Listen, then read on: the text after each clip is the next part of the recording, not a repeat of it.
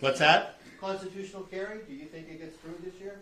So I am support. So, it's kind of some of semantics. So the constitutional carry was what they called was signed by me in 2023, which was permitless concealed carry, which is actually the more important of the two.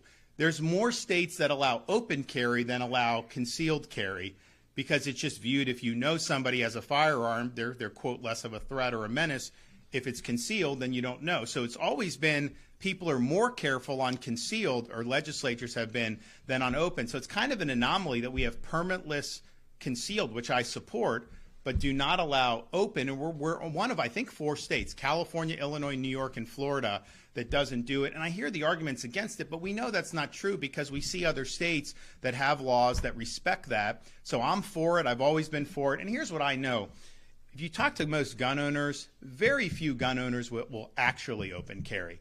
They just want to know that they can. It's a constitutional right, and they want to know they can exercise their constitutional right. So I'm for open carry. I'm also, and I called in the speech to reevaluate some of the recent legislation, which predated me as governor, but things like, if you look at this red flag law that was passed, you can go in, they can go in and say, this person's a danger, they should have their firearms taken away, which is property in addition to being something connected with a constitutional right. And then the burden shifts where you have to prove to a court that you are not a menace or a threat. That's not the way due process works. The burden's always on the government, yet they've shifted the burden for doing that.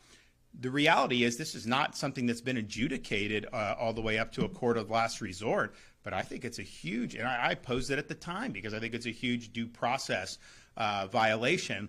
And then you also have the issue of they've taken away the rights of young adults to purchase a long gun. So you can have somebody that's a Marine, they can get dumped in someplace in the Middle East carrying a rifle around, defending the country, and then they come home and they can't even buy a rifle to go hunt.